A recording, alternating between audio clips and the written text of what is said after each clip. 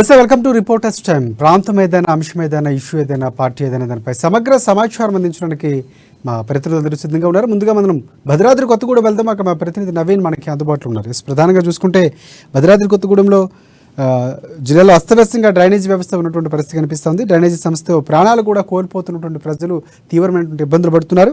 జనం పెరుగుతున్న మెరుగుపడినటువంటి భద్రాచలం డ్రైనేజీ వ్యవస్థ అక్కడ ఉన్నటువంటి దుస్థితికి అర్థం పడుతుంది. భద్రాచలంలో డ్రైనేజీలో పడి ఒక మహిళా కానిస్టేబుల్ మొన్న చనిపోయినటువంటి పరిస్థితి కూడా కనిపించింది. అందరినీ కలిసివేసినటువంటి కానిస్టేబుల్ మృతి ఘటన తర్వాత ఇప్పటికైనా అధికారులు డ్రైనేజీ సమస్యను పరిష్కరించాలని కూడా ఈ నేపథ్యంలో స్థానికులు కోరుతున్నటువంటి పరిస్థితి కనిపిస్తూ ఉంది. సో ఈ నేపథ్యంలో అక్కడ ఉన్నటువంటి పూర్తి అప్డేట్స్ ఏంటి చెప్పండి నవీన్.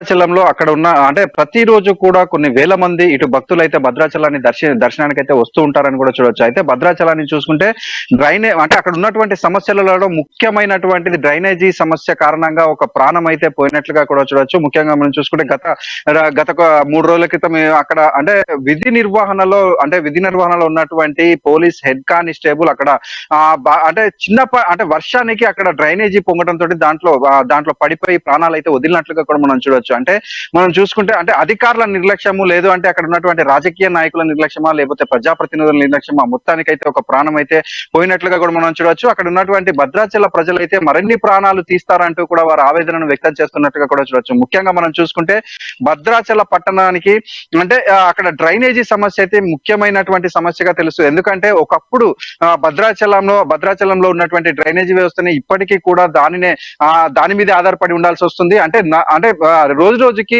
అక్కడ ఉన్నటువంటి బిల్డింగ్స్ కావచ్చు, లేకపోతే అనేకమైనటువంటి అంటే డెవలప్ అవుతున్న కొద్దీ కూడా అక్కడ అదే డ్రైనేజీ వ్యవస్థను మాత్రం పాతదాన్ని ఇప్పటికీ కూడా ఇంప్లిమెంట్ చేస్తున్న కొత్త ఆధునీకరించినటువంటి డ్రైనేజీ వ్యవస్థను ఇంకా అందుబాటులోకి తీసుకురాకపోవడంతో అక్కడైతే ప్రతి పరిస్థితి మరీ దారుణంగా తయారవుతుందని చెప్పొచ్చు. అయితే వర్షాకాలంలో అక్కడ పరిస్థితి మరీ దారుణంగా ఉంటుందని చెప్పొచ్చు. ఎందుకంటే చిన్నపాటి వర్షానికి అక్కడ రామాలయం చుట్టుపక్కల కావచ్చు, అదే విధంగా అన్నదాన సత్రం దగ్గర, కాంప్లెక్స్ దగ్గర అన్ని చోట్ల కూడా మోకాల లోతు నీరు కూడా నిండిపోవడంతో అక్కడ దర్శనానికి వచ్చేటటువంటి భక్తులు కావచ్చు, అదే విధంగా భద్రాచల వాసులు అయితే మాత్రం అనేక ఇబ్బందులు పడుతున్నట్లుగా కూడా చూడొచ్చు. మనం భద్రాచలంలో చూసుకుంటే మొత్తం 20 వార్డులు ఉండగా అక్కడ 1,00,000 మంది జనాభా వరకు కూడా ఉంటున్నారు. కానీ అక్కడ ఉన్నటువంటి డ్రైనేజ్ మాత్రం 1,00,000 మందికి సరిపోయేటట్టు కూడా లేదని మనం చెప్పొచ్చు. దీనికి కారణం అక్కడ అంటే రోజుకొక భవనం అయితే కొత్త భవనం వెలుస్తున్నప్పటికీ కూడా దానికి తగ్గట్టుగా రక్షణ చర్యలు అయితే తీసుకోవట్లేదని కూడా చూడొచ్చు. ముఖ్యంగా మనం చూసుకుంటే అక్కడ అధికారుల యొక్క నిర్లక్ష్యం అయితే స్పష్టంగా కనిపిస్తున్నట్టుగా కూడా మనం చూడొచ్చు. ఎందుకు అంటే తెలంగాణ రాష్ట్ర ప్రభుత్వం వచ్చాక ఈ భద్రాచలాన్ని అసలు పట్టించుకున్న దాఖలాలు కూడా లేవు. ముఖ్యంగా మనం చూసుకుంటే ఇటు కరకట్ట కావచ్చు, అదే విధంగా అనేకమైనటువంటి దేంట్లో కూడా అభివృద్ధికి అయితే భద్రాచలం నోచుకోలేదని చెప్పొచ్చు. దీనికి ముఖ్య కారణం అక్కడ ఎమ్మెల్యేగా ఉన్నటువంటి పోదెం వీరయ్య కేవలం అంటే మిగతా జిల్లాలో ఉన్నటువంటి నాయకులందరూ కూడా అభివృద్ధి పేరు చెప్పుకొని అధికార బీఆర్ఎస్ పార్టీలోకి వెళ్ళినాక పోదెం వీరయ్య మాత్రం కాంగ్రెస్ ని నమ్ముకొని ఉన్నారు. కానీ కాంగ్రెస్ ఎమ్మెల్యే అన్న ఒకటే కారణంతో అక్కడ ఏ ఒక్క నిధులు కూడా విడుదల చేయకపోవడంతో ఆ భద్రాచలం అభివృద్ధి అయితే ఆగిపోయిందని కూడా చెప్పొచ్చు. ముఖ్యంగా మనం చూసుకుంటే అక్కడ 1,00,000 మందికి జనాభా ఉన్నటువంటి భద్రాచలంలో ఈ యొక్క డ్రైనేజీ వ్యవస్థ తోటి వర్షాకాలంలో అయితే అక్కడ ఉన్నటువంటి ప్రజలందరూ కూడా ఇబ్బందులు ఎదుర్కొంటున్నట్లుగా కూడా మనం చూడొచ్చు. కానీ దీని అంతటిని ఒక దారికి తీసుకురావాలంటే అక్కడ ఒక మాస్టర్ ప్లాన్ అయితే తప్పనిసరి అని అక్కడ భద్రాచల వాసులు అయితే కోరుకుంటున్న పరిస్థితి ఉంది. కానీ ఏ ఒక్కరు కూడా దీన్ని పట్టించుకోకపోవడం, అంటే అదే విధంగా భద్రాచలం ఇటు చూసుకుంటే ఇటు మున్సిపాలిటీ కాకపోవడం, గ్రామ పంచాయతీ కాకపోవడం, దీనికి ముఖ్య కారణం అక్కడ ఏజెన్సీ చట్టాలు కావచ్చు, అదే విధంగా అక్కడ అంటే బిల్లు గవర్నర్ దగ్గర ఆగిపోయి ఉండటంతో ఇటు మున్సిపాలిటీకి నోచుకోక, అటు గ్రామ పంచాయతీకి నోచుకోక ఏ ఒక్క అధికారి అక్కడ పట్టించుకోకపోవడంతో ఈ యొక్క పరిస్థితి అయితే వచ్చినట్లుగా కూడా చూడొచ్చు. కానీ ఈ యొక్క నిర్లక్ష్యానికి ఒక ప్రభుత్వ ఉద్యోగే బలయ్యవడం అయితే అక్కడ అంటే మొత్తం రాష్ట్ర వ్యాప్తంగా అందరినీ కలిసివేసిందని కూడా చెప్పొచ్చు. అంటే ఒక ప్రభుత్వ ఉద్యోగికి ఈ పరిస్థితి వస్తే అక్కడ సామాన్య ప్రజల పరిస్థితి అంటే రోజు అక్కడే తిరగాల్సినటువంటి ప్రజల పరిస్థితి కూడా చాలా ఇబ్బందికర పరిస్థితి ఉంది. చిన్నపాటి వర్షానికే ఎక్కడ గోయి ఉంది, ఎక్కడ అంటే వాటర్ డ్రైనేజీ ఉందని తెలుసుకునే పరిస్థితి కూడా అక్కడ లేదని చెప్పొచ్చు. దీని అంతటిని చూసుకుంటే భద్రాచల వాసులు అయితే ఈ డ్రైనేజీ వ్యవస్థను ఎంత త్వరగా వీలైతే అంత త్వరగా దీనికి ఒక సమస్యకు కొలిక్కి తీసుకురావాలని వీరందరూ కూడా కోరుకుంటున్న పరిస్థితి అయితే ఉంది రాజశేఖర్. నవీన్, ఒకటి అంటే ఇప్పుడున్నటువంటి సామర్థ్యంలో లేకపోతే జనాభా సమీకరణ నేపథ్యంలో ఇప్పుడే ఎంత సమస్య ఉంటే రానున్న కాలంలో మరింత జటిలమయ్యే అవకాశాలు స్పష్టంగా కనిపిస్తున్నాయి. సో ఈ నేపథ్యంలో అక్కడ అంటే నిర్వహణ లోపం, డ్రైనేజీ నిర్వహణ లోపం అనుకోవచ్చా, లేకపోతే అధికారుల యొక్క అలసత్వం అనుకోవచ్చా, లేకపోతే కబ్జాలు ఏమైనా అలాంటి స్థలాలు గురైనటువంటి పరిస్థితి ఉండడం వల్లే ఇలాంటి ఘటనలు జరుగుతున్నాయి అనుకోవచ్చా మనం? దీనికి ఖచ్చితంగా దీనికి కారణం అయితే మాత్రం కబ్జాలు జరగడం, అదేవిధంగా డ్రైనేజీలను కావచ్చు, రోడ్లని కావచ్చు, కబ్జాలు చేసి అక్కడ ఉన్నటువంటి బడాబాబులు అక్రమ నిర్మాణాలు అయితే చేపడుతున్నట్లుగా కూడా మనం చెప్పొచ్చు. ముఖ్యంగా మనం చూసుకుంటే రోజుకొక కొత్త బిల్డింగ్ అయితే అక్కడ వెలుస్తున్న పరిస్థితి ఉంది. దీంతో అక్కడ అంటే ఏజెన్సీ కావడము, అదే దీంతో అక్కడ ఉన్నటువంటి ఏదైతే బడా నిర్మాణాలు చేసేటటువంటి అక్రమ నిర్మాణాలదారులు అయితే ఇటు డ్రైనేజీలను కూడా అనేకం ఆక్యుపై చేసుకొని మరి నిర్మాణాలు చేపడుతున్న పరిస్థితి ఉంది. దీంతో అయితే ఎక్కడికక్కడికి డ్రైనేజీ సమస్య అయితే తలెత్తుతున్నట్లుగా ఉంది. అయితే దీని అంతటిని కూడా అధికార యంత్రాంగం అయితే చూసి చూడనట్లయితే వ్యవహరిస్తున్నట్లుగా కూడా మనం చెప్పొచ్చు. దీని వల్లనే ఈ యొక్క డ్రైనేజీ సమస్య అనేది ఇంత ప్రాబ్లమేటిక్ గా తయారైందని కూడా చెప్పొచ్చు. అంటే ఇప్పుడు మొన్న ఒక ప్రభుత్వ ఉద్యోగి మహిళా కానిస్టేబుల్ ఆ డ్రైనేజీలో పడి మృతి చెందినంతో ఈ యొక్క డ్రైనేజీ సమస్య అనేది మరలా ఒక పతాక శీర్షికల్లోకి వచ్చినట్లుగా మనం చూడొచ్చు. కానీ ఇది గత కొంతకాలంగా భద్రాచలం వాసులను అయితే ఇబ్బందులకు గురి చేస్తూనే ఉంది. ఏదైతే వర్షం పడితే ప్రతి ఒక్క కాలనీ, అనేక కాలనీలు కూడా భద్రాచలంలో నీట మునిగిపోయే ప్రమాదం, అంటే ఈ యొక్క డ్రైనేజీ నీటితోటే నీట మునిగే అవకాశం కూడా అంటే అక్కడ నీట మునుగుతున్నాయి. అదేవిధంగా రామాలయం చుట్టుపక్కల చూసుకుంటే రామాలయం చుట్టుపక్కల ప్రాంతాలన్నీ కూడా ఈ యొక్క డ్రైనేజీ ప్రాబ్లమ్స్ వల్లనే ఈ వర్షం నీరు అంతా కూడా అక్కడ చేరిపోయి మోకాళ్ళ నీటి వరకు కూడా ఈ యొక్క నీరు వచ్చే పరిస్థితి ఉంది. దీనంతటికి కూడా అంటే దీన్ని మొత్తాన్ని సమస్య చేయాలంటే అక్కడ ఉన్నటువంటి డ్రైనేజీ ప్రాబ్లం, అంటే ఏదైతే ఈ డ్రైనేజీని గోదావరికి డైరెక్ట్ అనుసంధానం చేయడం వలన ఈ యొక్క వాటర్ అంతా భద్రాచలంలో వచ్చినటువంటి వాటర్ అంతా కూడా వెళ్ళేటట్టు చూడాలని అయితే అక్కడ ఉన్నటువంటి భద్రాచల ప్రజలందరూ కూడా కోరుకుంటున్న పరిస్థితి ఉంది.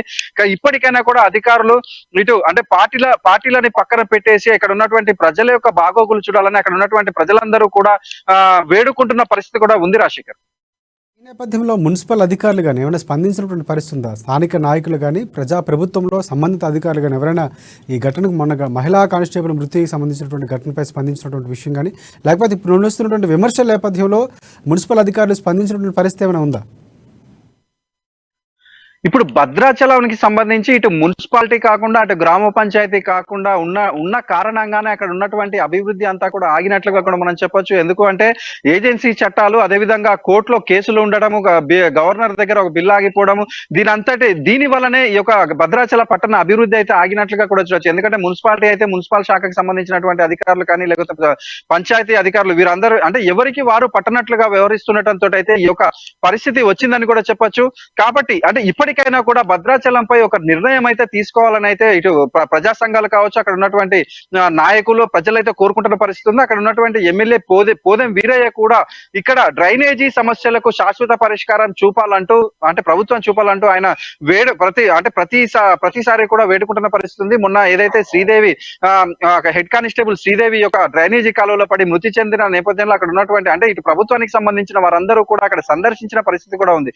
కానీ ప్రభుత్వ ఉన్నతాధికారులు ఇప్పటికైనా కూడా ఈ డ్రైనేజీకి సంబంధించినటువంటి ఏదైతే ఈ లోపాలు ఉన్నాయో వాటన్నిటిని సరిచేసి ఎంత త్వరగా వీలైతే అంత త్వరగా ఈ యొక్క డ్రైనేజీ సమస్యను తీర్చాలని అక్కడ కోరుకుంటున్నారు. ఎందుకంటే భద్రాచలం దక్షిణ అయోధ్యగా పేరుగంటినటువంటి భద్రాచలానికి ఎక్కడి నుంచో కూడా ఈ యొక్క రాముల వారి దర్శనానికి అక్కడికి వస్తూ ఉంటారు. అంటే అది ఈ డ్రైనేజీ సమస్య అంటే వచ్చే పర్యాటకులు కావచ్చు, లేదంటే దేవుని దర్శనానికి వచ్చే వారందరికీ కూడా చాలా ఇబ్బందికర పరిస్థితి ఉంది.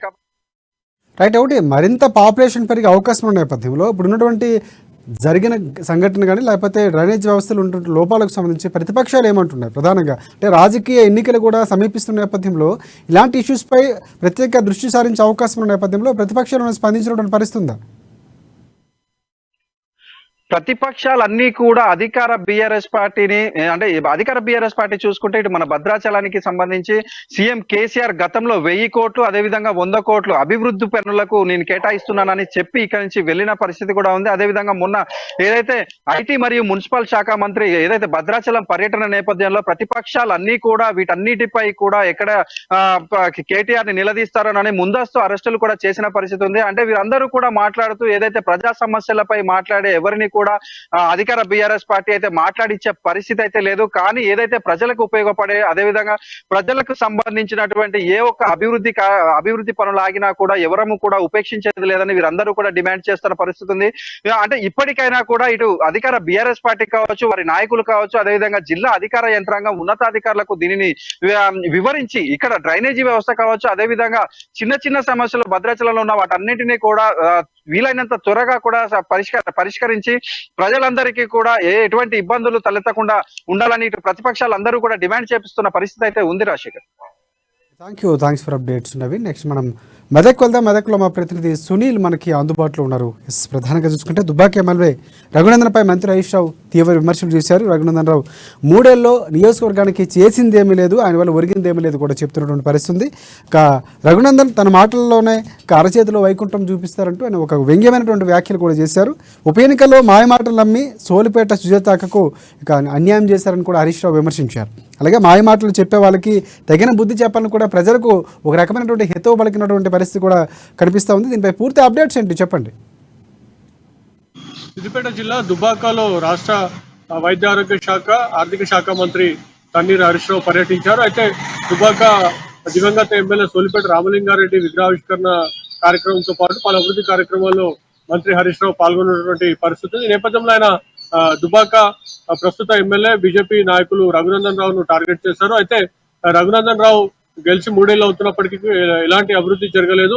కేంద్ర నిధులు తీసుకొచ్చి అభివృద్ధి చేస్తాం, ప్రతి ఇంటికి ఎడ్లను ఇస్తాం, అదేవిధంగా వాహనాలు ఇస్తాం, అనేక హామీలు ఇచ్చారు. కానీ ఆయన ఏ హామీని కూడా నిలబెట్టుకోలేదు. అరచేతిలో వైకుంఠం చూపారు. వాటన్నిటిని కూడా దుబ్బాక ప్రజలు నమ్మి బీఆర్ఎస్ అభ్యర్థి సుజాతను ఓడించారని చెప్పి కూడా మంత్రి హరీష్ రావు చెప్పినటువంటి పరిస్థితి ఉంది. మరోవైపు రాబోయే ఎన్నికల్లో తప్పనిసరిగా దుబ్బాక నుంచి బీఆర్ఎస్ అభ్యర్థిని గెలిపించాలి.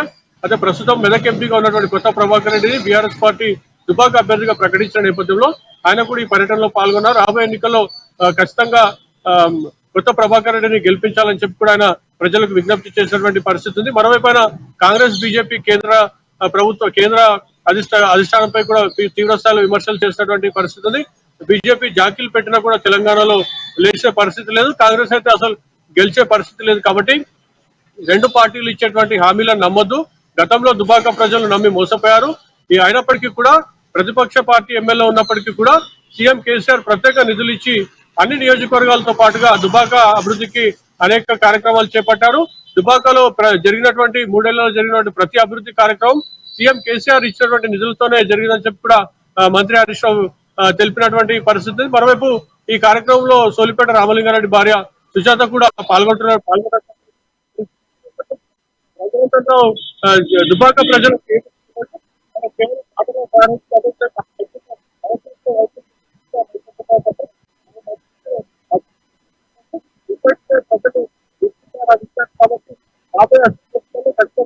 టిఆర్ఎస్ పార్టీకి మంత్రి హరీష్ రావు సూచించినటువంటి పరిస్థితి ఉంది. రైట్ ఇంకొకటి సునీల్, ప్రధానంగా చూసుకుంటే ఈ నేపథ్యంలో హరీష్ రావు కామెంట్స్ పై బీజేపీ నేతలు ఎవరైనా స్పందించారా? రఘునందన్ సంబంధించినటువంటి ఆయన అనుచర వర్గం ఎవరైనా స్పందించినటువంటి పరిస్థితి ఏమైనా ఉందా? ఈ అంశంపై అయితే రఘునందన్ రావు రేపు మీడియా సమావేశం నిర్వహించినట్లుగా మనకు సమాచారం అందుతుంది. ఆయన రేపు హరీష్ రావుకి కౌంటర్ ఇచ్చేందుకు కూడా ఆయన రేపు విలేకరుల సమావేశం ఏర్పాటు చేయబోతున్నట్లు కూడా మనకి ఇప్పటికే బీజేపీ వర్గాల నుంచి సమాచారం అందుతున్నటువంటి పరిస్థితి. మొత్తానికైతే రాబోయే అసెంబ్లీ ఎన్నికల్లో చూసుకున్నట్లయితే ఉమ్మడి మెదక్ జిల్లాలో ముఖ్యంగా దుబాక నియోజకవర్గంలో ప్రతిపక్ష పార్టీ ఎమ్మెల్యే రఘునందన్ రావు ఉన్న నేపథ్యంలో అక్కడ మాటల యుద్ధం కానివ్వండి, లేదా రాజకీయ పై ఎత్తులు పెద్ద ఎత్తున ఆస్కారం ఉందని చెప్పి కూడా మనం భావించవచ్చు. ఎందుకంటే అక్కడ అనూహ్యంగా అంటే 2018 ఎన్నికల్లో బీఆర్ఎస్ అభ్యర్థిగా సోలిపేట రామలింగారెడ్డి గెలిచినప్పటికీ కూడా ఆయన అనారోగ్య కారణాలతో మృతి చెందడంతో జరిగినటువంటి ఉప ఎన్నికల్లో బీజేపీ అభ్యర్థి రఘునందన్ రావు గెలుపొందినటువంటి పరిస్థితి ఉంది. అయితే అప్పటి నుంచి మాత్రం బీఆర్ఎస్ వర్సెస్ బీజేపీ వర్గంలో కాకుండా సిద్దిపేట జిల్లాలో కూడా ప్రచారం అదేవిధంగా ఉన్నాడు. ఈ నేపథ్యంలో రాబోయే అసెంబ్లీ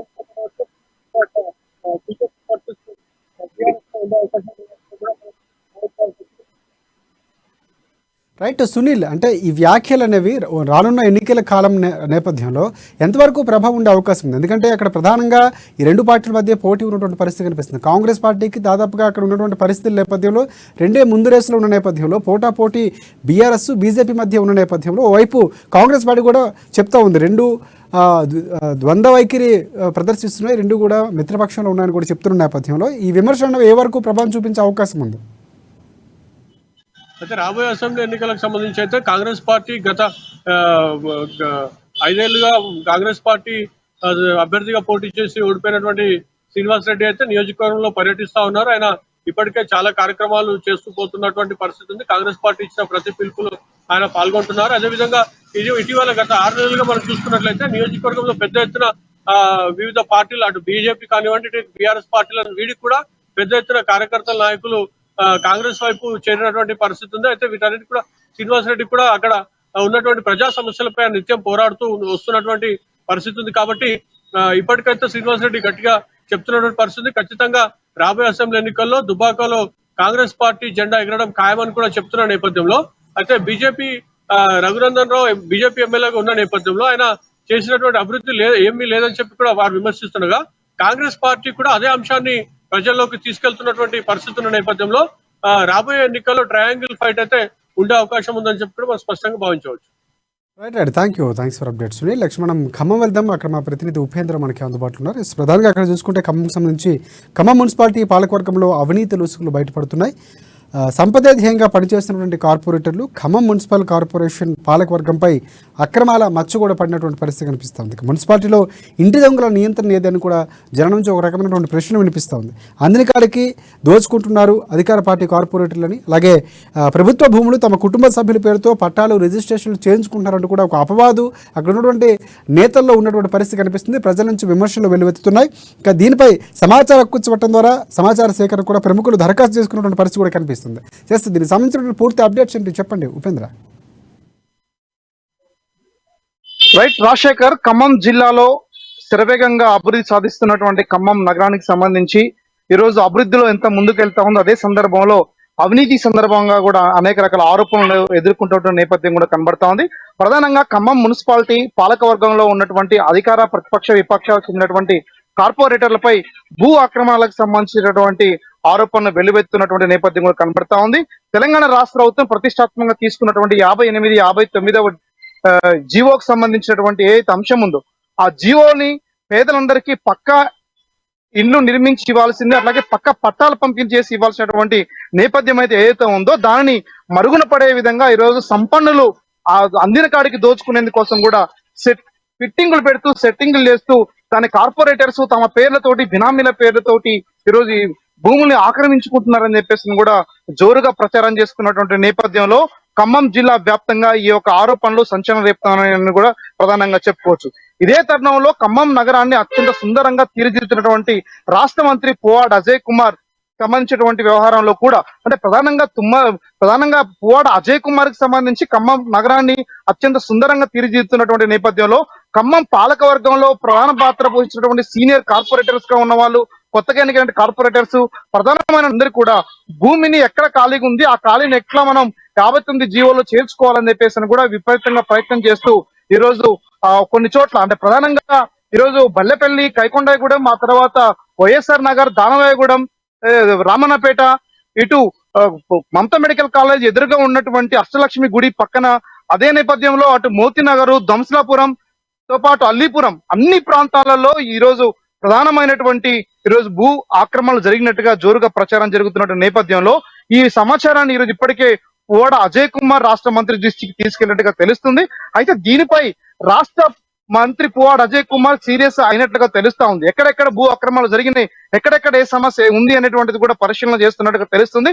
ప్రధానంగా ఈరోజు ఖాళీ స్థలంలో ఇంటి స్థలానికి సంబంధించినటువంటి ఉన్న ప్లేస్ లో ఎటువంటి గృహం లేకున్నా సరే ఇల్లు నిర్మించి వాళ్ళకి పట్టాలు ఇల్లు ఉన్నట్టుగా చిత్రీకరించి పట్టాలు ఇచ్చినటువంటి నేపథ్యాన్ని చాలా తీవ్రస్థాయిలో మండిపడతా ఉన్నారు. ఒక్కొక్క కార్పొరేటర్స్ 100 నుంచి 1000-1500 గజాల వరకు భూమిని ఆక్రమించుకొని ఈరోజు సంపాదన ధ్యేయంగా పనిచేస్తున్నటువంటి నేపథ్యం కనబడతా ఉంది. కొద్దిమంది కార్పొరేటర్లు ప్రజా సమస్యలపై లేవనెత్తా ఉంటే, కొద్దిమంది కార్పొరేటర్లు డివిజన్ అభివృద్ధి కోసం కృషి చేస్తా ఉంటే, మరి కొంతమంది కార్పొరేటర్స్ ఆయా ప్రాంతాల్లో 59వ జీవో ప్రకారం ఎటువంటి భూ ఆక్రమణలు చేయాలని చెప్పేసి ప్రణాళికబద్ధంగా పనిచేస్తున్నట్టుగా ఈరోజు జోరుగా ప్రచారం జరుగుతుంది. వీటిపై ఎటువంటి చర్యలు ఇప్పటి వరకు అధికారులు తీసుకోకపోగా రాష్ట్ర ప్రధానంగా ఈ ఖమ్మం మున్సిపాలిటీలో ఉన్నటువంటి ప్రధానమైనటువంటి కమిషనర్ కావచ్చు, అసిస్టెంట్ కమిషనర్ కావచ్చు, జిల్లా కలెక్టర్ దృష్టికి కొన్ని సమస్యలు అయినప్పటికీ ఇటీవల కాలంలో ప్రధానంగా పంపింగ్ వేల్ రోడ్ లో ఒక 2000 గజాల భూమిని ఒక ప్రధానమైనటువంటి కార్పొరేషన్ చెందినటువంటి ఒక చైర్మన్ ఆక్రమించుకున్నట్టుగా ఇప్పటికే ఆరోపణలు వచ్చిన నేపథ్యంలో అక్కడ నలుగురు కార్పొరేటర్స్ కలిసి ఆ భూ ఆక్రమణలో షేర్ చేసుకున్నటువంటి నేపథ్యంలో 2 టౌన్ లో 3 టౌన్ లో ఇప్పటికే కేసులు నమోదు చేసి వారిపై వివిధ సెక్షన్ల కింద కేసులు నమోదు చేసినట్టుగా ప్రచారం జరుగుతుంది. ఓవరాల్ గా ఖమ్మం నగరంలో భూ ఆక్రమణలు ప్రధానంగా 58, 59 పేదల కోసం తీసుకొచ్చినటువంటి భూమిని పేదల కంటే ఎక్కువగా ఈరోజు ప్రధానమైనటువంటి కార్పొరేటర్లు సంపన్న వర్గాల దీనిపై లూటీ చేస్తున్నటువంటి నేపథ్యాన్ని కూడా లోకల్లో ఉన్నటువంటి అనేక మంది రాజకీయ ప్రముఖులు కావచ్చు, ప్రజలు కావచ్చు తీవ్ర స్థాయిలో మండిపడతా ఉన్నారు. కొద్ది రోజుల్లో ఎన్నికలు సమీపిస్తున్నటువంటి సమయంలో ఖమ్మం నగరంలో జరిగినటువంటి ఈ భూ ఆక్రమణ భూదందాల వ్యవహారం ప్రధానంగా రేపు రాజకీయాలపై ప్రధాన ప్రభావం చూపించే అవకాశం కనబడతా ఉంది. రాజశేఖర్, ఓవరాల్ గా చూసుకుంటే ఖమ్మం నగరానికి సంబంధించినటువంటి నేపథ్యంలో ఈ 58, 59 ఏదైతే జీవో ఉందో ఈ జీవో యొక్క ప్రధానమైనటువంటి లక్ష్యం కనుమరుగైపోయి పూర్తిగా నీరు గారిపోయి ఈరోజు కొద్ది మంది సంపన్న వర్గాలకు చేరినటువంటి ఈ యొక్క భూ అక్రమాలకు సంబంధించిన వ్యవహారానిపై ప్రజలు మండిపడతా ఉన్నారు. తక్షణమే వారి నుంచి రికవర్ చేయాలని చెప్పేసి కూడా ప్రభుత్వం డిమాండ్ చేస్తా ఉన్నారు. రాజశేఖర్, రైట్. ఒకటి ఉపేంద్ర, ప్రధానంగా చూసుకుంటే అంటే ఎన్ని ఎకరాల్లో ఆక్రమ భూదందాకు సంబంధించినటువంటి కార్యక్రమం జరిగింది, ప్రధానంగా ఏంటనే విషయం నేను తెలుస్తుంది. ఎందుకంటే ఎవరు అనేది స్పష్టంగా తెలిసినప్పుడు దాని మీద ఒక కమిటీ ఎంక్వైరీ చేస్తే కనుక ఖచ్చితంగా ఆ కార్పొరేటర్లు ఎవరు అనేది ఖచ్చితంగా ప్రజలకు కూడా మేలు చేకూరే అవకాశం. ఎందుకంటే ప్రజా ప్రయోజనం కోసం పెట్టినటువంటి భూమిని కేటాయించినటువంటి భూమిని ఆక్రమించడం అనేది నిజంగా ప్రజల సొత్తుని తీసుకోవడం అనేది ఒక రకమైనటువంటి చర్యలకు పాల్పడే అవకాశం కూడా ఉంటుంది. కాబట్టి సో ఈ నేపథ్యంలో దీనిపై ఎంక్వైరీ చేసే అవకాశం ఏమైనా కనిపిస్తుందా? ప్రజల నుంచి ఎలాంటి వాదన వినిపిస్తుంది ప్రధానంగా? రైట్ రాజశేఖర్, ఖమ్మంకి సంబంధించినటువంటి ఖమ్మం కార్పొరేషన్ కి కూటవేత దూరంలో ఉన్నటువంటి ఎన్ఎస్పి క్యాంపు, అదే సందర్భంలో వికలాంగుల కాలనీ రమణగుట్ట ప్రాంతంలో 3 నుంచి 8 ఎకరాల భూమిని ఇప్పటికే కొద్దిమంది కార్పొరేటర్లు ఆక్రమించుకుందరని చెప్పేసి కూడా పత్రికలు కథనాలు వచ్చాయి.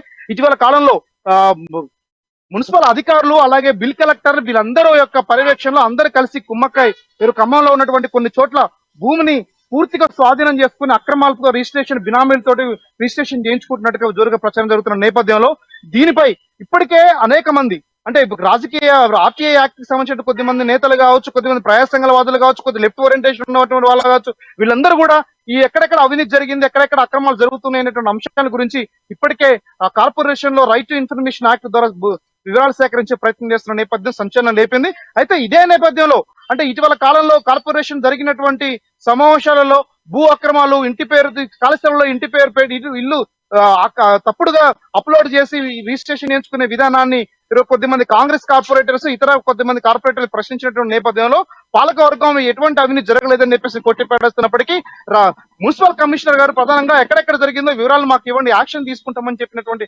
నేపథ్యం తప్ప ఇప్పటి వరకు ఎటువంటి అడుగు కూడా ముందుకెళ్ళకపోవడం పట్ల చాలా మంది అసహనం వ్యక్తం చేస్తా ఉన్నారు. అంటే పాలక వర్గం అధికారులు అందరూ కలిసి కుమ్మక్కై ఈరోజు ఖమ్మంలో ఉన్నటువంటి ప్రజా సంపదని లూటి చేయడం కోసమే పెద్ద ఎత్తునటువంటి తప్పుడు వ్యవహారానికి పాల్పడుతున్న ఆరోపిస్తున్నటువంటి నేపథ్యంలో అంటే ప్రధానంగా ఇప్పుడున్నటువంటి ఎలక్షన్స్ రాబోతున్నటువంటి సమయంలో ఇట్లాంటి భూ ఆక్రమణలకు సంబంధించినటువంటిది కూడా అధికార పార్టీకి అంత మంచిది కాదని చెప్పేసి రాజకీయ విశ్లేషకులు అంచనా వేస్తున్న నేపథ్యం. అంటే ఎటువంటి ఇది కనుక ప్రూవ్ అయితే భూకు సంబంధించిన అక్రమాలు ఈ 59 జీవో ద్వారా అతిగా ఏదైతే రిజిస్ట్రేషన్ చేయించుకున్నారో బినామీలు బయటపడితే మాత్రానికి రానున్నటువంటి రోజుల్లో అధికార పార్టీకి ఖచ్చితంగా ఈరోజు జీర్ణం కాదని చెప్పేసి చెప్పుకోవచ్చు. ఏదేమైనా సరే ఈ భూ ఆక్రమణ ఆరోపణలు ఖమ్మం నగరాన్ని ప్రధానంగా ఖమ్మం జిల్లాలో ఇటీవల కాలంలో కేటీ రామారావు పర్యటన అనంతరం కూడా ఖమ్మం నగరాన్ని వివిధ రూపాల్లో అభివృద్ధి పథం నడిపించినటువంటి పువ్వాడ అజయ్ కుమార్ కావచ్చు, కేటీ రామారావు ఖమ్మం నగరాన్ని అభివృద్ధి పథంలో హైదరాబాద్ తో పాటు సమానంగా అభివృద్ధి అవుతుంది అని చెప్తున్నటువంటి నేపథ్యంలో ఇలాంటి ఆక్రమణలో ఈరోజు రాష్ట్ర మంత్రి పువ్వాడ అజయ్ కుమార్ కావచ్చు, కేటీ రామారావు గారు కావచ్చు, ఇవి ఆయన మచ్చగా మారుతుంది. రేపు రానున్న కాలంలో ఇలాంటి వారిపై రాష్ట్ర మంత్రి కావచ్చు, జిల్లాధికారులు కానీ స్పందించి వెంటనే వీటిపై విచారణకు ఆదేశించకపోతే రానున్నటువంటి రోజుల్లో మరింత ఆరోపణలకి బలం చేకూరే అవకాశాలు కనబడతా ఉన్నాయి. రాజశేఖర్, రైట్. ఒకటే అంటే ప్రజా పాలకులకు సంబంధించినటువంటి అంటే మున్సిపల్ కార్పొరేషన్ పాలకవర్గంపై ఇలాంటి ఆరోపణలు వచ్చిన నేపథ్యంలో మీరు అన్నట్టు ఖచ్చితంగా సంబంధిత అధికారులు ఎవరైతే ఉన్నారో స్థానికంగా ప్రధానంగా ఉన్నటువంటి మంత్రి పువ్వాడ అజయ్ కుమార్ కానీ కేటీఆర్ పర్యటన నేపథ్యంలో అధిష్టానానికి తీసుకెళ్లి దాన్ని పరిష్కరించాల్సిన అవసరం ఖచ్చితంగా ఉంది. సో ఈ నేపథ్యంలో సమాచార హక్కు చట్టం సంబంధించినటువంటి కొంతమంది ప్రముఖులు దరఖాస్తు కూడా చేసుకున్నటువంటి పరిస్థితి కనిపిస్తుంది. సో దానికి సంబంధించిన అప్డేట్స్ ఏమైనా ఉన్నాయి అంటే ఎప్పుడు వాళ్ళు దీనికి సంబంధించిన దరఖాస్తు చేసుకున్నారు, ఎప్పటిలోగా పూర్తి వివరాలు వచ్చే అవకాశం ఏమైనా ఉందో తెలుస్తుందా? రాజశేఖర్ ఇటీవల కాలంలో ఆలస్యంగా ఈ దరఖాస్తు చేసుకున్నటువంటి పేర్లు కావచ్చు, చేసుకున్న వారు చేసుకున్నట్లుగా మనకి సమాచారం లభించింది.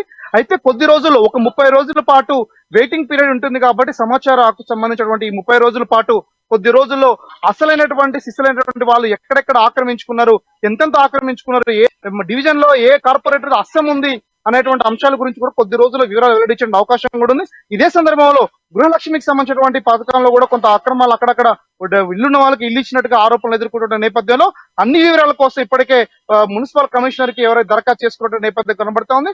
ఓవరాల్ గా ఖమ్మంకు సంబంధించినటువంటి అవినీతి ఆరోపణలు భూ అక్రమాలకు సంబంధించి పెనుసంచలనంగా మారేటువంటి అవకాశం ఉంది. ఇదే గనక వాస్తవం అయితే రానున్నటువంటి పాలక వర్గం పూర్తి స్థాయిలో తీవ్రమైన నష్టపోయేటువంటి అవకాశం కనబడతా ఉంది. ఇటీవల కాలంలో 2 టౌన్ లో 3 టౌన్ లో కేసు నమోదైనటువంటి అంశాలు ఇప్పటికే రాష్ట్ర మంత్రి పువ్వాడ అజయ్ కుమార్ దృష్టిలో ఉన్నాయి. వీటి పట్ల రాష్ట్ర మంత్రి పువ్వాడ అజయ్ కుమార్ ప్రధానంగా హ్యాట్రిక్ కొట్టాలని చెప్పేసిన ఆలోచన ఏదైతే ఉందో ఆ ఆలోచనకు ఇట్లాంటి చిన్న ఆరోపణలు కావచ్చు, భూ ఆక్రమణలు కావచ్చు ప్రధానంగా అడ్డుమారేటువంటి అవకాశం ఉన్నటువంటి నేపథ్యంలో వాటిని నియంత్రించడం కోసం కూడా పువ్వాడ అజయ్ కుమార్ తన యొక్క ప్రత్యేకతను చాటేందుకు కోసం ఇప్పటికే కృషి చేస్తున్నట్టుగా తెలుస్తోంది.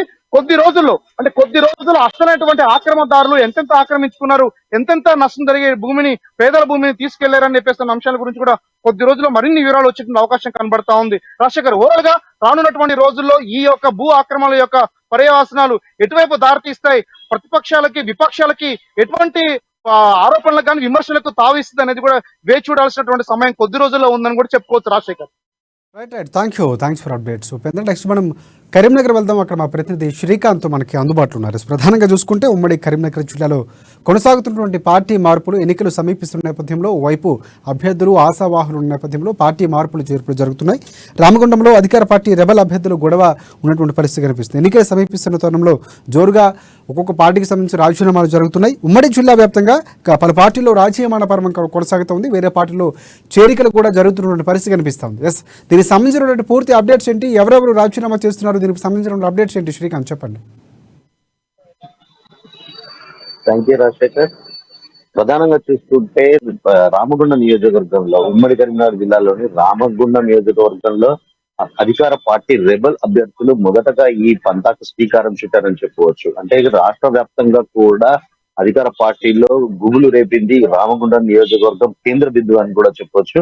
ఇక్కడ మొదలైన ప్రక్రియ రాష్ట్ర వ్యాప్తంగా కూడా పాకిందని చెప్పవచ్చు. అయితే రేపు కందుల సంధ్యారాణి, పాలకుర్తి జెడ్పీటీసీ కందుల సంధ్యారాణి బీఆర్ఎస్ పార్టీతో పాటు తన పదవికి కూడా రాజీనామా చేస్తున్నట్టుగా కూడా తను ఒక ప్రకటన వెలువరించిన పరిస్థితి అయితే ఉంది. రేపు అధికారికంగా పార్టీకి రాజీనామా చేస్తున్నట్టు, పార్టీతో పాటు పదవికి కూడా రాజీనామా చేసి రాబోయే ఎన్నికలలో ఇండిపెండెంట్ అభ్యర్థిగా బరిలో నిలుస్తానని ప్రకటించిన పరిస్థితి అయితే నెలకొంది. దీంతో రామగుండం నియోజకవర్గంలో ఒక్కసారిగా అంటే మొత్తం రాజకీయ వాతావరణం అంతా కూడా హీట్ ఎక్కింది. అంటే మొదటి నుంచి కూడా ఊరుకంటి చందర్ పై ఉద్యమం చేస్తున్న 5 అభ్యర్థులు ఇప్పుడు ఒక అడుగు ముందుకేసి రాజీనామాకు తెరలేపారు. అంతేకాకుండా ఉమ్మడి జిల్లా వ్యాప్తంగా చూసుకుంటే మాజీ ఎమ్మెల్సీ, కాంగ్రెస్ పార్టీ మాజీ ఎమ్మెల్సీ కూడా సంతోష్ కుమార్ కూడా రాజీనామా చేశారు. ఇప్పటికైతే ఏ పార్టీలోకి చేరలేదు. ఇటు పోతే సిరిసిల్ల నుండి కటకం మృత్యుంజయం బీజేపీ పార్టీ నుండి కూడా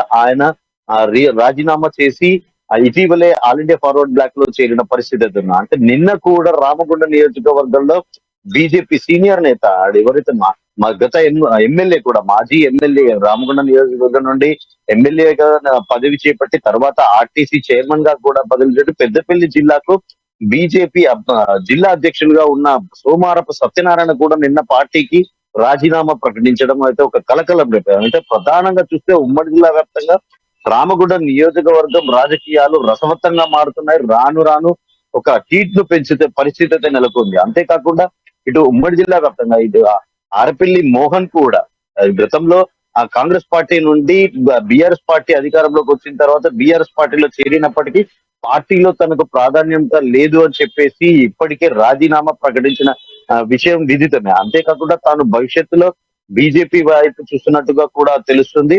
అంటే మొత్తానికి ఎక్కడికక్కడ మాజీ ఎమ్మెల్యేలు ఎమ్మెల్సీలు వీళ్ళంతా కూడా పార్టీలను విడుతూ అంటే కొద్ది రోజుల్లో ఎన్నికలు రానున్న తరుణంలో వాళ్ళు అంటే వాళ్ళకు ఆదరణ దక్కట్లేదని చెప్పేసి ఒక అసహనం వ్యక్తం చేస్తూ పక్క పార్టీ వైపు చూపులు చూస్తున్న పరిస్థితి అయితే నెలకొంది. ఇదంతా కూడా రానున్న ఎన్నికలలో మాత్రం ఒక ఉత్కంఠ, అంటే ఈసారి ఎన్నికలు మాత్రం ఒక వైవిధ్యం సంతరించుకొని ఉందని చెప్పవచ్చు. ఎక్కడికక్కడ రాజకీయ పరిణామాలు రోజు రోజుకి కూడా హఠాత్ పరిణామం చెందుతూ కూడా ఒక ఉత్కంఠనైతే రేపుతున్న పరిస్థితులు అయితే ఉమ్మడి కరీంనగర్ జిల్లా వ్యాప్తంగా నెలకొన్నాయి. రాజశేఖర్ రైట్. ఒకటి ప్రధానంగా ఇంకొకటి చూసుకుంటే అంటే రామగుండం సంబంధించి ప్రధానమైనటువంటి బీజేపీకి బలంగా ఉన్నటువంటి అభ్యర్థి మారిపోయినటువంటి పరిస్థితి కనిపిస్తుంది. అంటే ఇలాంటి మార్పులు అనేవి చాలా వరకు కరీంనగర్కి సంబంధించినటువంటి మార్పులు మరిన్ని భవిష్యత్తులో జరగబోయే అవకాశం ఉంది అనుకోవచ్చు. ఎందుకంటే ఓవైపు బీఆర్ఎస్ పార్టీ అభ్యర్థులు ప్రకటించినా కూడా బీఫామ్ వస్తుందో లేదన్న సంశయం కొందరిలో ఉంది. కాబట్టి కొంతమంది కూడా టికెట్ ఆశిస్తున్నటువంటి పరిస్థితి కనిపిస్తుంది. ఈ నేపథ్యంలో మార్పులు చేర్పులు అంటే వారికి అనుకూలమైనటువంటి వ్యక్తికి రాకపోవడం నేపథ్యంలో ఇక్కడ పార్టీ మార్పులు కూడా చేరే అవకాశం ఉంది అనుకోవచ్చు మనం. తప్పకుండా రాజశేఖర్, భవిష్యత్తులో అంటే ఒక కేవలం అధికార పార్టీ మాత్రమే ఇప్పటికే అభ్యర్థుల లిస్టు ఖరారు చేసింది. భవిష్యత్తులో Congress party, BJP party list వచ్చిన తర్వాత కూడా ఈ వలసలకు మరింత కొనసాగనున్నాయి. మీరు అన్నట్టుగా రామగుండం నియోజకవర్గంలో ఇప్పటికే బీజేపీ బలమైన నేతగా సోమవారం సత్యనారాయణ ఉన్నారు. ఆ పార్టీ నుండి కౌశిక హరి కూడా వ్యక్తిగతంగా ఆయన ఒక పెద్ద ఎత్తున కూడా ఫ్యాన్ ఫాలోయింగ్ ఉన్న పరిస్థితి. ఆయన కూడా బీజేపీ పార్టీని వీడి బీఆర్ఎస్ పార్టీలో చేరిన పరిస్థితి. ఇక్కడ మొత్తానికి బీజేపీకి అభ్యర్థి కరువయ్యారని కూడా చెప్పవచ్చు.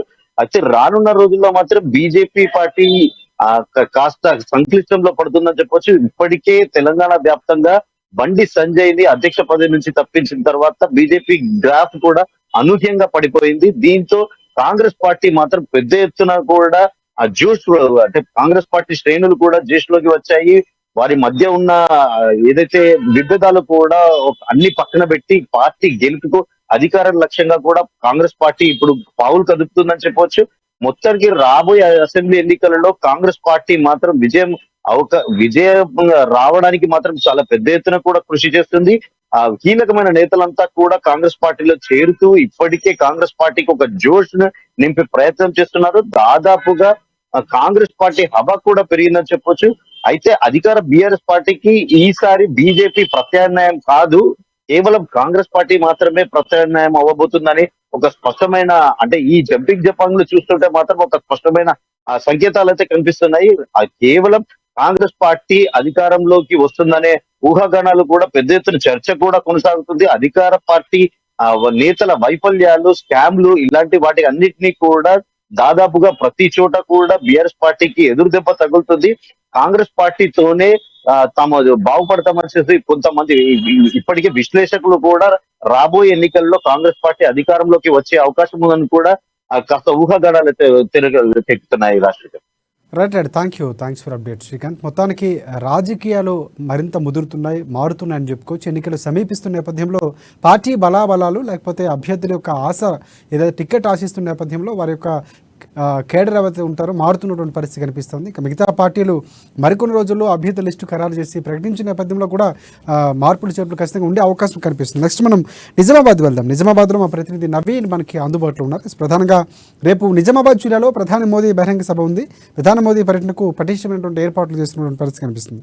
సుమారుగా 2 లక్షల మంది హాజరయ్యే అవకాశం ఉన్నట్టు తెలుస్తుంది. దీనికి సంబంధించినటువంటి టీబీజేపీ కూడా ఆ నేపథ్యంలోనే కసరత్తు చేస్తూ ఉంది. ప్రధానికి స్వాగతం పలికేందుకు ఇక సిద్ధమవుతున్నారు రైతులు కూడా. ఇక పసుబోర్డు ప్రకటనతో అక్కడ ఉన్నటువంటి రైతులు ఎవరైతే ఉన్నారో పసుబోర్డు రైతులు వారు హర్షం వ్యక్తం చేస్తూ వారికి స్వాగతం పలికే అవకాశం కూడా ఉంది. సో దానికి సంబంధించిన ఏర్పాట్లు కూడా జరుగుతున్నాయి. ప్రధానికి గ్రాండ్ వెల్కమ్ పలుకున్నారు రైతులు, మహిళలు. ప్రధానంగా మహిళలకు సంబంధించినటువంటి రిజర్వేషన్ ఏదైతే ఆ బిల్లు సంబంధించినటువంటి ప్రతిపాదన రావటం, అలాగే పసుబోర్డు సంబంధించినటువంటి ప్రధాన అంశాలు అక్కడ కనిపించిన నేపథ్యంలో వీరు స్వాగతం పలికే అవకాశం కనిపిస్తుంది. దీనిపై పూర్తి అప్డేట్స్ ఏంటి చెప్పండి నవీన్.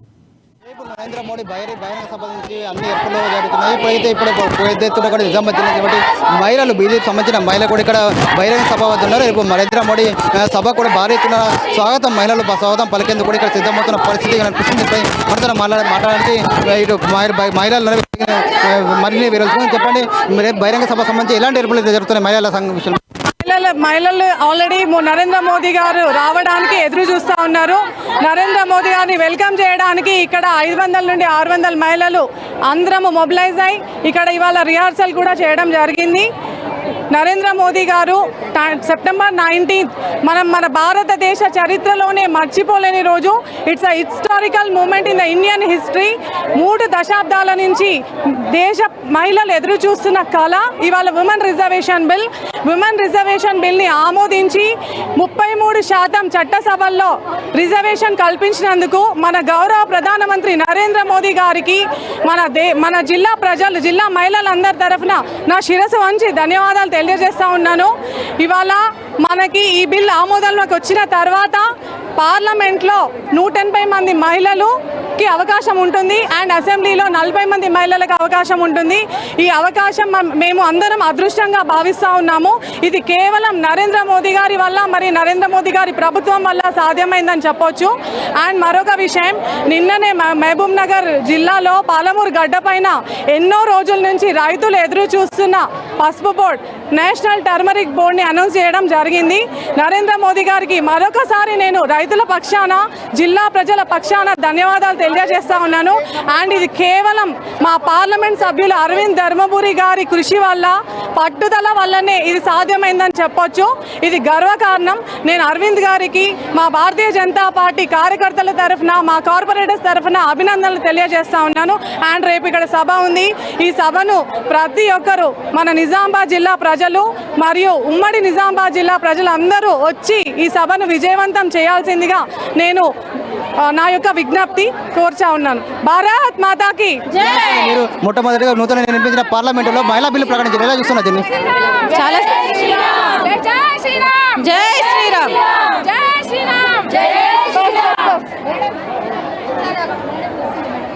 గత కొన్ని దశాబ్దాలుగా ఈ మహిళా బిల్ అనేది ఒక కళగా ఉండిపోయింది. ఈరోజు నరేంద్ర మోడీ గారి కృషితో అది సుసాధ్యం జరిగింది. ఎందుకంటే గతంలో వాజ్పేయి గారు, బిఆర్ అంబేద్కర్ గారు కూడా ఈ మహిళా బిల్పై పోరాటం చేసిన దఖాలు ఉన్నాయి. ఈరోజు నరేంద్ర మోడీ గారు 33% ఉమెన్ రిజర్వేషన్ బిల్ పాస్ చేయడం అనేది ఒక చరిత్రాత్మక విజయం. దీనికి గాను మహిళలందరం కూడా ఆయనకు మనస్ఫూర్తిగా పాదాభివందనాలు తెలియజేస్తున్నాము. అలాగే ఈరోజు నిన్న రోజున మహబూబ్ నగర్ పాలమూరు జిల్లాలో టర్మరిక్ బోర్డు గురించి తెలంగాణ రైతుల సంక్షేమం కోసం టర్మరిక్ బోర్డు ప్రకటించడం అనేది చాలా చాలా సంతోషించదగ్గ విషయం. ఈరోజు అందుకుగాను రేపు నిజామాబాద్లో జరిగే మోడీ గారి సభలో పసుపు రైతులందరూ కూడా వారికి గ్రాండ్గా వెల్కమ్ చెప్పాలని చెప్పేసి ఈరోజు ట్రయల్ రన్ కూడా చేయడం జరిగింది. అలాగే మహిళలందరికీ కూడా నరేంద్ర మోడీ గారు ఎంతో చేశారు. ఈరోజు వారి రుణం తీర్చుకుంటాం మేమని చెప్పేసి చాలామంది మమ్మల్ని కాంటాక్ట్ చేస్తున్నారు, మేము వస్తాం సభకి అని చెప్పేసి. స్వచ్ఛందంగా వాళ్ళందరూ కూడా ఎంతో ఉత్సాహంతో ఉల్లాసంతో ఈ సభలో పాల్గొనడానికి ఎదురు చూస్తున్నారు. ఇందూరుగొడ్డ మోడీ గారి రాకకై 1000 కన్నులతో ఎదురు చూస్తుందని తెలుపుకుంటూ భారత్ మాతాకి జై. మొట్టమొదటిసారిగా మహిళా బిల్లు ప్రవేశపెట్టడం ఎంతో సంతోషంగా వ్యక్తం చేస్తున్నారు. మహిళా బిల్లు ఎలా చూస్తున్నారు? हमारे घर तो है मोदी का बहुत मोदी जी का बहुत स्वागत है निज़ामाबाद तेलंगाना क्षेत्र में. उनका बहुत ज़्यादा आभार है कि वो निज़ामाबाद में आ रहे हैं. చెప్పండి, మీరు చెప్పండి. गीता लोया, नाम संगीता काबरा है. सजा दो घर को गुलशन सा, मेरे घर का आए, सजा दो घर गुलशन हमारे सरकार आए, मेरे सरकार आए हैं, मेरे घर राम आए हैं. जय श्री राम, जय श्री राम, जय भारत महान, मेरा मोदी जी महान. हमारे यहाँ मोदी जी आ रहे हैं, हम सब उनका स्वागत करते हैं, हम सबको बहुत खुशी है उनके आने की। मोदी जी ने కూడా చెప్తున్నా నూతనంగా నిర్మించిన పార్లమెంటులో కూడా ముఖ్య ప్రధానమైన బట్టి మహిళా బిల్లును కూడా ప్రవేశపెట్టడం ఎంతో సంతోషంగా ఉందని చెప్పి చెప్తున్నారు. రేపు వచ్చే మోడీ బహిరంగ సభ కూడా పెద్ద ఎత్తున ఇక్కడ మహిళల అందరం ఒక్కసారి చేరి ఇక్కడ మోడీకి కూడా ఘనంగా స్వాగతం పలుకుతామని చెప్పి కూడా ఇది నిజం.